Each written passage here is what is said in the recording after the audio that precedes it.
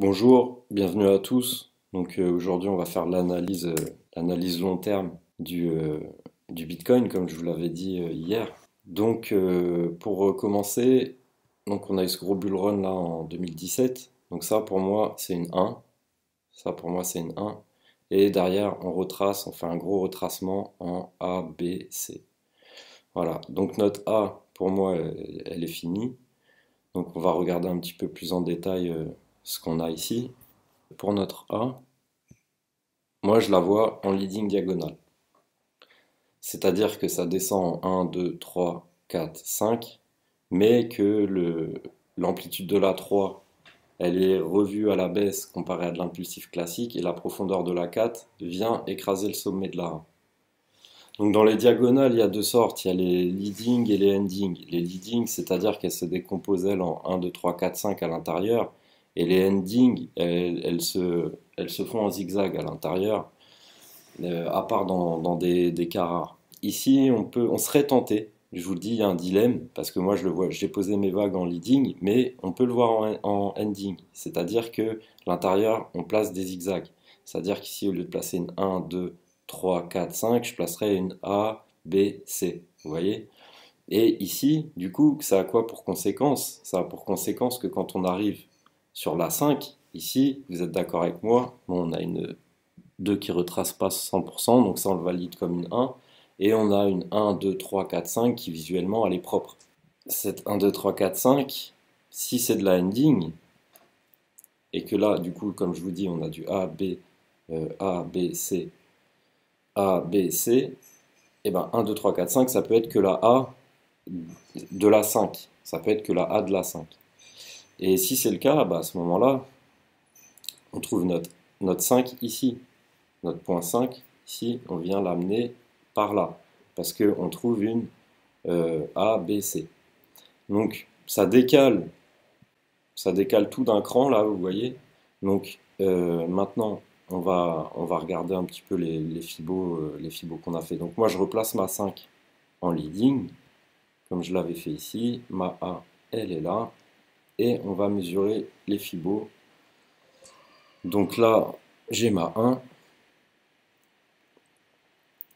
On va mesurer le retracement de la 1. Hop. On a une 2 qui retrace presque à 76,4 de la 1, qui pète les 61,8 et qui s'arrête un petit peu proche de cette zone-là. Donc ensuite, on va mesurer notre 3. Je vous ai dit, hein, dans une leading ou dans une ending diagonale, l'amplitude de la 3 elle est revue à la baisse et la profondeur de la 4 elle est augmentée comparée à de l'impulsif classique. Donc là, on pose notre 1, on va chercher notre 2 et on regarde notre 3, elle vient taper précisément les 123. Donc moi, étant donné le contexte, qu'on soit en leading ou en ending, ça me convient les 123. Donc je pose ma 3. Donc qu'on soit en leading ou en ending, ça ne change pas, c'est ici. Hein. Ça ne change pas pour la 1 et la 3. Là où ça change, c'est pour la 5. Donc on ne peut pas faire ce décompte-là. Là, vous voyez, pour voir une ABC là-dedans, il faut y aller, quoi. Donc c'est vrai que la 5, on pourrait la poser que ici. Et on a une 5 qui vient nous chercher presque les 61,8 de la 1. Ce qui est un objectif commun étant donné qu'on a tapé moins que 161,8 pour la 3. Si on est en ending diagonale et qu'on pose notre point 5 ici, vous voyez, on est dans la même zone. On a juste passé un petit peu en dessous, mais on est dans cette zone des 61,8 de la 1. Donc ensuite, moi je pose mon point A, et par derrière, on a un retracement en B qui doit se faire en 3 vagues, c'est-à-dire en ABC, soit en zigzag ou flat. Et là, pour le coup, moi je vois une flat, c'est-à-dire qu'on a une vague A, suivie d'une vague B qui va plus profond que l'origine de la A. Donc on va regarder à quelle profondeur elle va, cette vague B.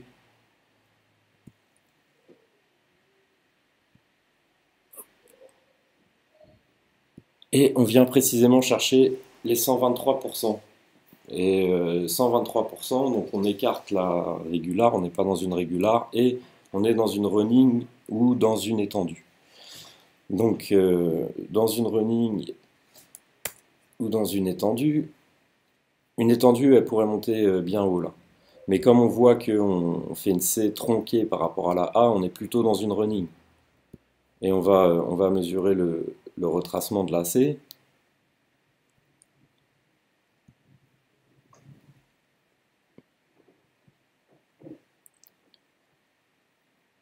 Pour le retracement de la C, on est à 78,6. Mon point B, je le valide. Au niveau de l'amplitude, je le valide sur le plus haut de cette figure-là, c'est-à-dire le point A, sur l'amplitude du point A, mais au niveau de la time frame, je le valide ici, sur ma C. Voilà, donc ensuite on arrive dans la figure qu'on a décortiquée un petit peu hier. Donc là, je vais repasser sur Coinbase pour cette partie-là. Maintenant, on va mesurer la C, parce que vous voyez, là, on attend que ça continue de se dessiner, mais on va dessiner la C par rapport à la... On va mesurer la C par rapport à la grande A. Par rapport à la grande A. Donc l'amplitude, je prends toujours l'amplitude la plus basse. Hein. Là, on a une 5 qui s'est faite en tronqué, c'est-à-dire qu'elle n'a pas dépassé le sommet de la 3 précédente. Et je mesure par rapport à l'amplitude la plus haute, enfin la plus forte dans la figure. Et pareil pour mon point B, l'amplitude, je mesure par rapport au point le plus haut, c'est-à-dire le point A. Voilà. Et ça nous amène donc, pour une C, l'objectif les plus communs, c'est les 61,8, les 100 et 123. Ça peut aussi faire du 161,8. Mais là, quand on regarde un petit peu les valeurs auxquelles ça nous amène, on voit que 61,8, on est à 1360. Si on voyait par exemple un objectif à 100%, vous voyez qu'on est déjà en négatif, à moins 4000. Donc vous comprenez bien que c'est pas possible. Maintenant, moi je crois que c'est qu'une correction, ce qu'on est en train de faire, et que derrière on va repartir. Ça pour moi c'est une 2 en fait. Vous voyez, ce point-là c'est un point 2. 0, 1, 2. Et ce 2-là, il ne peut pas passer en dessous de la racine de la 1. Vous voyez? Donc on est dans cette zone-là justement. C'est pour ça que c'est un objectif auquel je crois assez fortement celui-là. Le 61,8 pour moi, 1360, comme on est sur des grosses unités de temps, c'est pas obligé de venir le chercher très précisément, mais c'est dans cette zone-là. Vous voyez, si on est à 1000, 1700 ou 1600, c'est déjà super intéressant. On est déjà pratiquement dessus quand on prend un petit peu de recul. Voilà. Donc, pour ma part, voilà comment je vois le Bitcoin sur le long terme. Je le vois partir à 1003. Et je pense que la baisse, elle est loin d'être finie. Voilà, on va quand même mesurer l'objectif de l'AC en prenant en considération que donc on était en ending et que notre point 5, on ne le pose pas ici et donc on le pose ici, et que notre point A, on le pose ici, et que notre ABC, du coup, elle se fait ici, A, 0, A, B, C, et du coup, notre point B, il est là. D'accord? Notre point B, il est là. Voilà. Donc on va considérer ce décompte-là pour voir quel objectif on aurait dans cette configuration-là, en prenant notre A, notre B, je prends toujours l'amplitude la plus haute, et 61,8, vous voyez, ils sont même pas atteignables déjà. Dans cette configuration-là, même les 61,8, ça nous amène déjà en dessous de 0. Donc, moi j'y crois pas trop à ce décompte-là. Après, à chacun de voir qu'est-ce qui lui paraît le plus pertinent. 0,5, c'est vrai que c'est pas un objectif commun pour une C. Il y a autre chose aussi que j'aime pas trop dans ce décompte, c'est que quand on mesure le retracement de la B par rapport à la A, en considérant le décompte que j'ai fait, bon, on retrace un petit peu au-dessus de 23,6. C'est pas un cas commun c'est déjà pas un cas commun pour une B. Normalement, on doit aller chercher au moins les 38,2. Après, là, on a quand même pété les 23,6. On est dans une zone intermédiaire entre les 38,2. Moi, ça, je le valide. Mais par contre, si on considère que notre 5, donc que notre A, elle se fait en ending diagonale, que notre 5, elle est ici, et que du coup, notre ABC, elle est ici, A, B, C, et qu'on mesure le retracement, vous voyez, là on n'arrive même pas à 23,6. C'est un deuxième indice qui me montre que c'est pas satisfaisant comme décompte. en plus que l'objectif de l'AC au 61,8 il n'est pas atteignable parce qu'on est en négatif, et que on retrace quelque chose de encore plus rare que 23,6 étant donné qu'on ne les touche pas. Ça me plaît pas trop et c'est pour ça que je favorise plutôt l'autre décompte. Maintenant, je voudrais faire un petit parallèle sur ce qui s'était passé plus tôt dans ce triangle-là, vous voyez, ce triangle-là.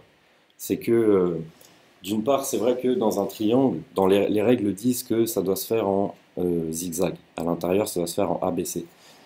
En prenant en considération ça, ça veut dire que cet 1-là que j'ai dessiné dans ma figure qu'on est en train de faire en ce moment, j'ai dessiné une 1, 2, 3, 4, 5, alors qu'on pourrait être que en ABC.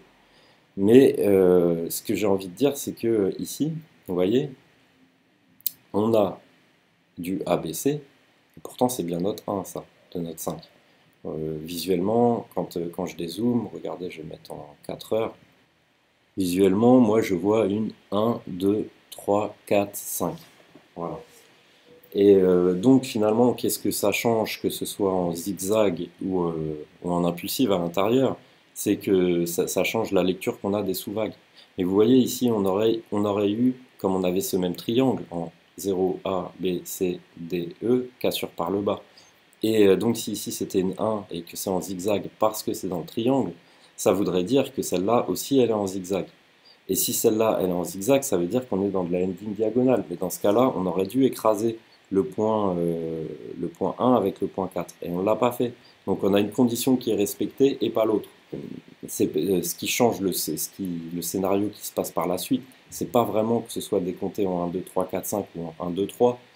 Qu'on soit dans un triangle et que ça se passe dans 1, 2, 3, je veux bien l'entendre. Mais ça n'empêche pas derrière de descendre en 1, 2, 3, 4, 5. La même histoire qu'ici.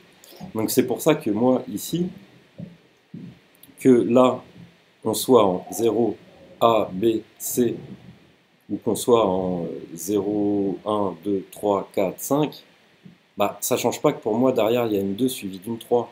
Je vous ai montré l'exemple juste avant. C'est pas ça qui invalide, si vous voulez, la suite, quoi.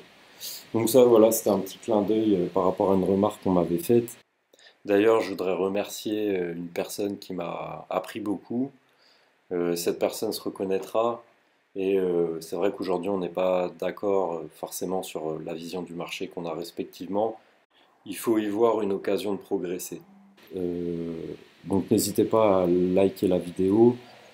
S'il y a des choses qui sont un petit peu imprécises ou que je vais trop vite, n'hésitez pas à me le dire en commentaire. Et on se retrouve bientôt pour la suite des événements.